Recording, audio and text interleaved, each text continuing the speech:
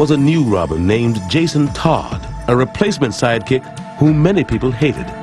You hear about characters taking on a life of their own. Jason was the best example of that I've ever personally encountered. Nobody set out to make him an obnoxious little snot, but he kind of was that. In 1988, Batman's crazed, white-faced foe, the Joker, captured Jason, beat him to a pulp, and set off an explosion. DC left his fate up to the readers. If they dialed the 1-900 number, he survived the explosion. If they dialed the other, the kid didn't make it. And we waited. DC received 10,614 calls. The verdict, death, by 72 votes. When the mainstream press got wind of this, they were outraged. I think most people thought it was Dick Grayson. People had an emotional investment in Robin, even if they hadn't seen a comic book in 20 years. I used to have a little Batman symbol on my jacket lapel. I went into a Fifth Avenue deli to buy a tuna fish sandwich, and the guy looked at that and asked who I was, and I said, I edit Batman. He said, "Hey, this is the guy that killed Robin!" Batman later found a third Robin, a nice kid named Tim Drake, whom fans did accept. But the death of Jason Todd continues to haunt Batman and Denny O'Neil. I thought I was a guy writing and editing fiction. I realized that no, the Batman editor and the Superman editor are more than that. We are the custodians of folklore. The 1980s ended with the release of Tim Burton's movie, Batman. The film seemed to signal a new era for superheroes. But just ahead, there would be big trouble. The sad, horrible, pitiable collector's bubble, which came very close, I think, to wiping out comics for a second time.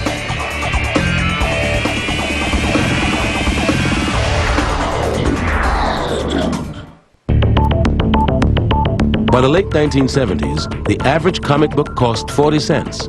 This was too much for some young readers, but not enough for most newsstand dealers.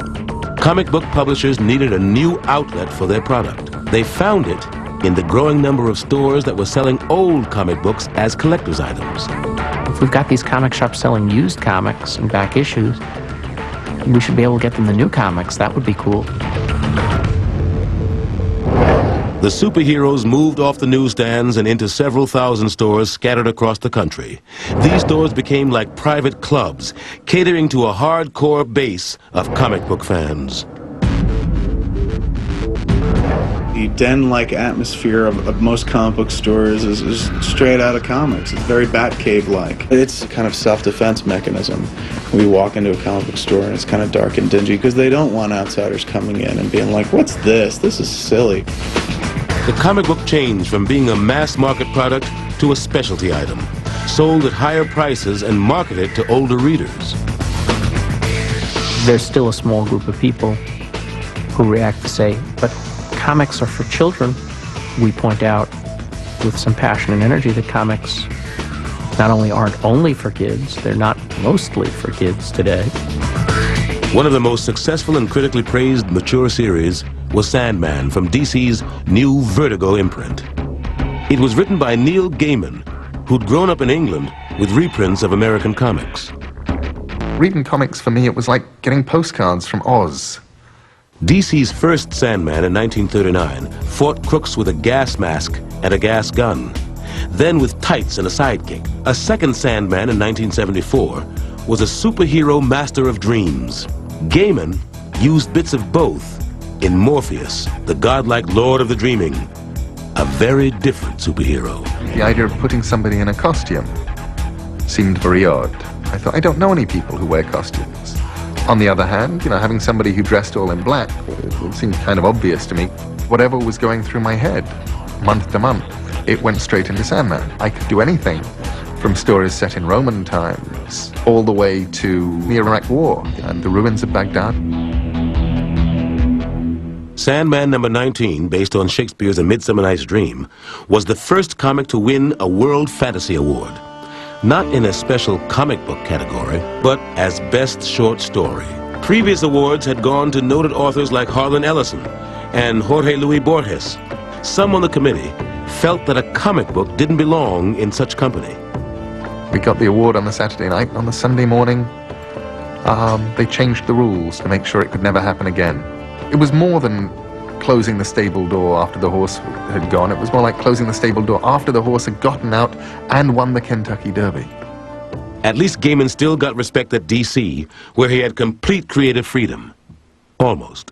When I wrote the Serial Killers Convention episode of Sandman, I had a reference in it to masturbation, and a message came down: people do not masturbate in the DC universe.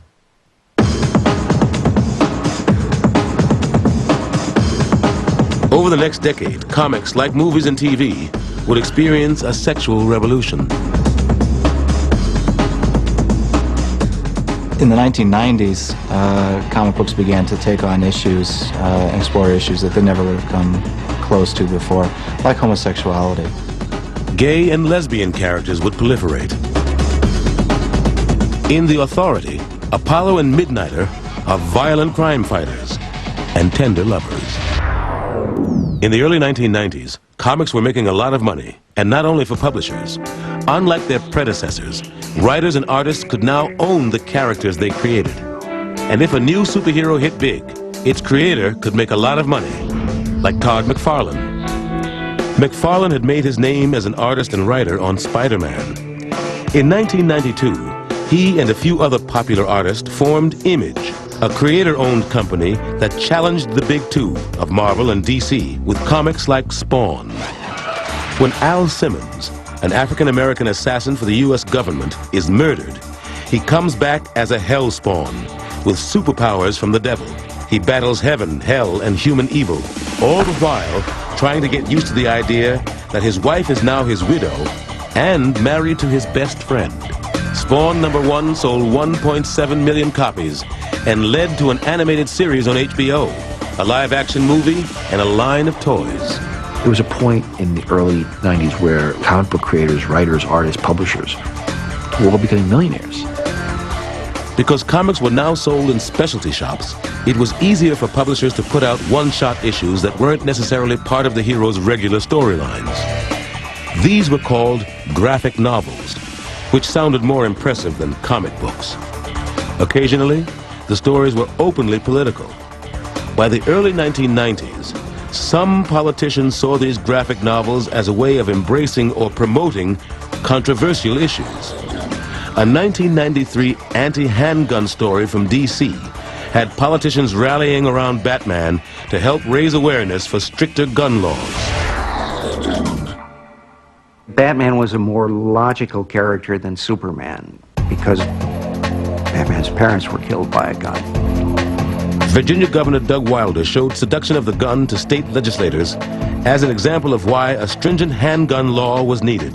The law passed, and the governor invited writer John Ostrander and editor Denny O'Neil to the signing ceremony. A few years later, in 1996, comic books were used to raise awareness about the dangers of unexploded landmines. DC produced a special Superman comic that could be distributed to children in Bosnia. The issue warned children to steer clear of undetonated landmines. We were told by people over there, we met later, that they really feel we saved some lives. Batman also joined the campaign with a special issue Denny O'Neil wrote called Batman, Death of Innocence. Batman is trying to save a little girl whose father has been killed by a landmine. And he gets her almost all the way, and then she sees this shiny plastic thing, and she picks it up and dies. Batman fails to save this little girl. Some landmine activists had hoped that the Batman graphic novel could be used as ammunition in a campaign to encourage the Senate to sign a treaty banning landmines, but the proposed treaty failed to pass on the Senate floor.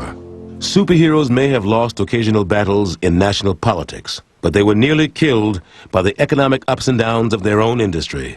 At the start of the 90s, business boomed as investors saw comic books as a haven during the recession. An influx of speculators came in, people who really weren't reading comics, they were just buying them as investments. There were articles in the newspapers that comic books are a better investment than the stock market. Stores marked up comics that were only weeks old and sold them for several times